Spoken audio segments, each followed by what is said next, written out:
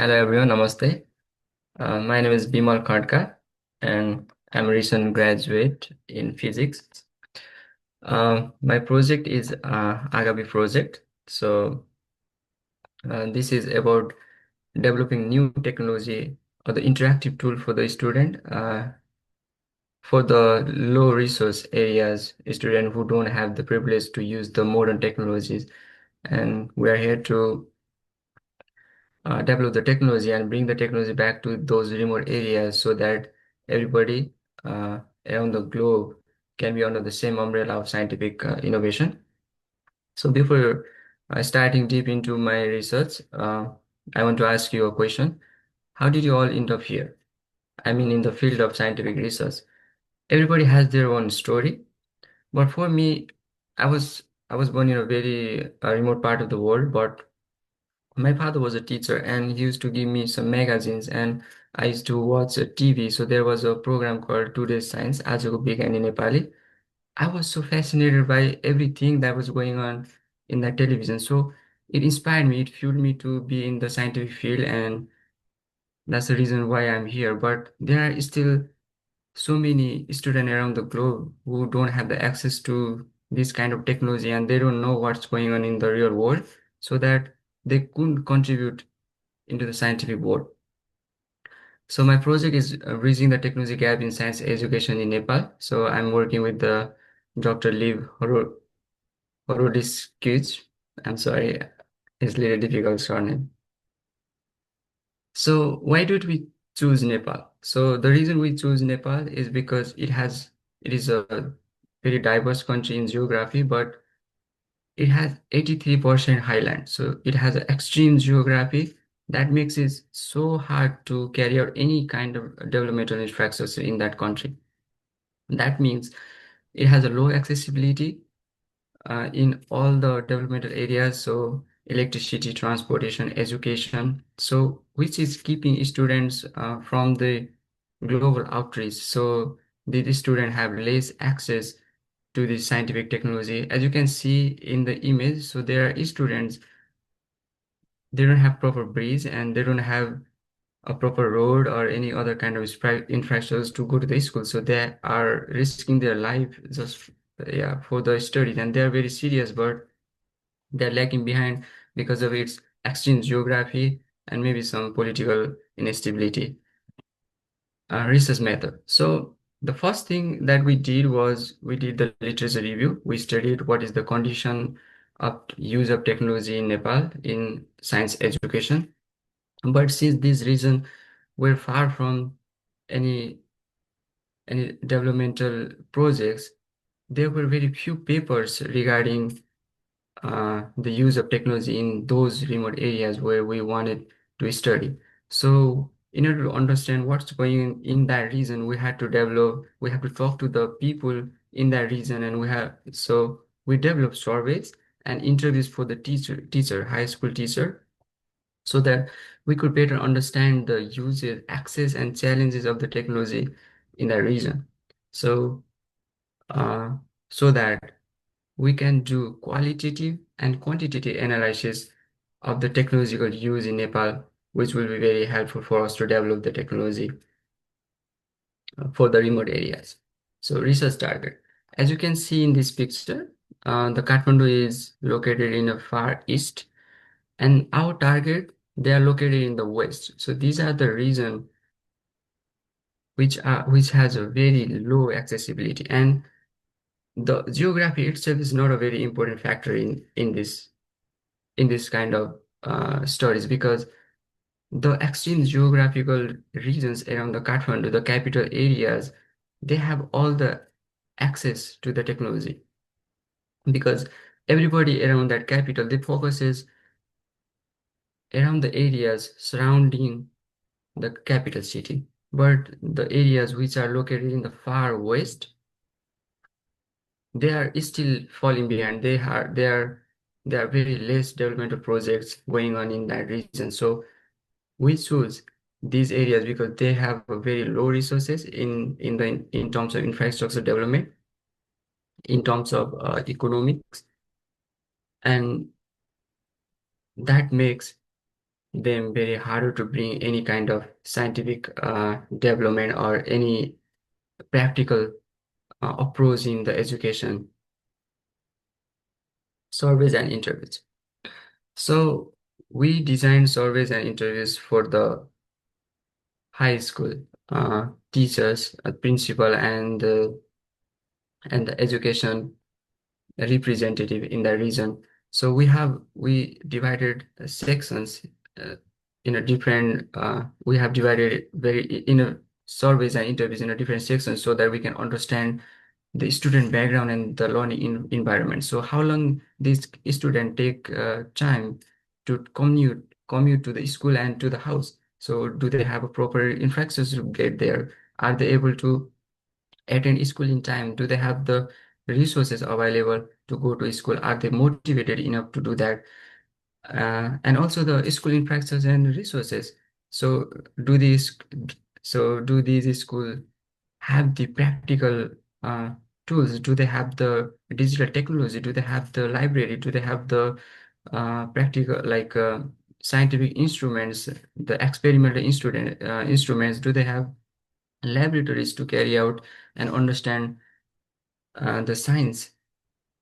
And also the curriculum and teaching practices. So Nepal government designed the curriculum, but which is very standard. So these things are they designed in Kathmandu. So are the curriculum and the teaching practices, do they really hold the locality? Do they uh, carry the information which are surrounding in the students' environment so that student can better understand the subject matter?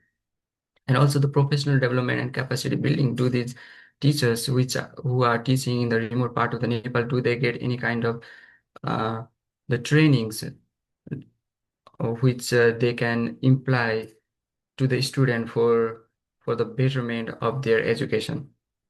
So, and also the access use challenges of the technology in the scientific education. So we designed this survey so that survey is not too long. So that survey can be very accessed by this low resource area. So we have the paper, we have the Google form, and so we have the interview because surveys will only give us some quantitative information, but we also want the qualitative information so that we can use that information to design the technology and design the interactive tools that can be used in any part of the remote world by the underprivileged student. So, but here's the very ironic things.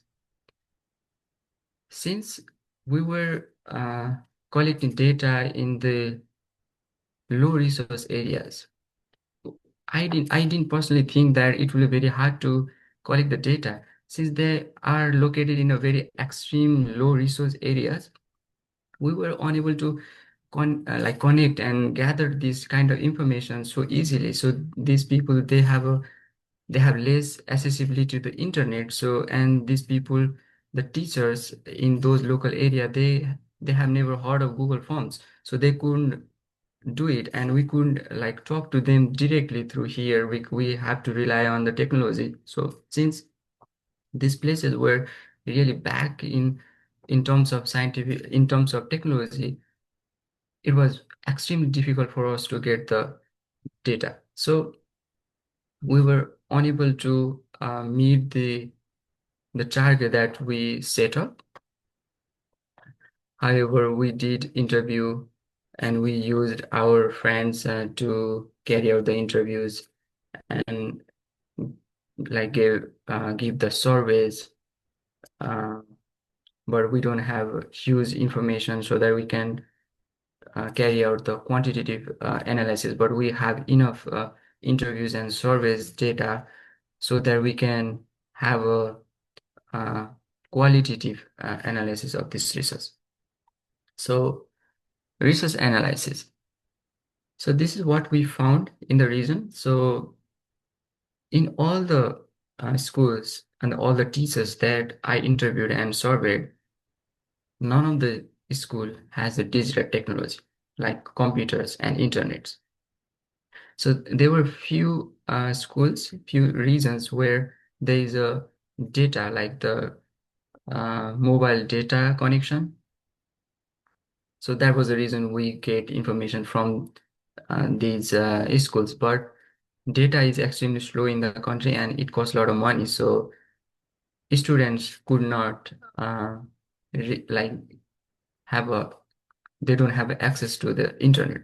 So they have a lack of scientific instruments. So they don't have microscope, they don't have telescope, they don't have any chemistry kits, they don't have geometry boxes for the mathematics. So they all they rely on is the theoretical knowledge. So they don't have any practical approach in learning and teaching. So lack of physical infrastructures like electricity and drinking water. So some of the schools have the electricity, and according to Nepal government, 98% of the country has access to electricity. But these schools, they have irregular electricity, so they are in an extreme region. So the electricity is not very uh, it's not regular. So there is a load shedding kind of stuff going on, and also the drinking water. So Nepal has 6,000 rivers, but they don't have a clean drinking water. They don't have filters and any kind of other technology which can provide fresh water for this kind of student. And lack of interactive tools. So they don't have the proper interactive tools which can make the student very engaging in learning. And they are just getting the raw theoretical knowledge in them. And I don't think that's enough for the student to understand and get into the scientific world. Scientific world is very practical and it needs the understanding in a depth. And if there is no practical approach, students don't understand and learn in a depth. So one of the thing that I want to decide here. So when I was interviewing one of the teacher, and I asked him, are you able to teach your student with the available resources that you have? And he said, yeah, I can teach them with the available resources, but he asked me a question, can I make them learn? No. So he said that he cannot make them learn with the available resources, but if teaching is just the thing, he could just simply teach the syllabus and go away. But he said that he's unable to make them learn because they don't have the proper infrastructures for this student. So in terms of uses, so since they don't have access to the technology, they have a minimum practical approach in learning. And also one of the thing is they don't have scientific instrument for the primary level students. So scientific instrument, they were provided by the government for the higher education, but they don't have for the lower level, like the primary level students. And one of the teacher, he said that because they didn't focus on the lower primary level students, they don't understand when they go in higher education, like higher level education, because they don't have the ground foundation of this kind of instrument from the early age. And that's also a challenging factor. So another challenging thing for the teacher was lack of training. So they didn't have a proper training so that they can use the local resources to provide their student uh, the practical approach in learning. And they are limited by other infrastructures. Maybe they can provide some practical approach, but because they don't, all the infrastructure development project are limited, so they are limited by any other uh, infrastructure program. So what are the future works and solutions that we're gonna do? So one of the main goal of Agavi is to design the interactive tools and provide uh, the the technology to the remote part of the world. So one thing that we understand is that so these regions are very remote. Maybe we cannot carry out bring the advanced technology to this region, but what we can do is we can design some tools that can be uh, that can be design that can be built by using the local resources. So what are the local resources they have? We can use those local resources. We can study those local resources and make them and design them and let them use it. So one of the examples that I want to give is so in United States, there is such a large light pollution that we cannot see like stars and constellation properly. But in those remote areas, when I talk to teachers, they could see the Milky Way from their backyard.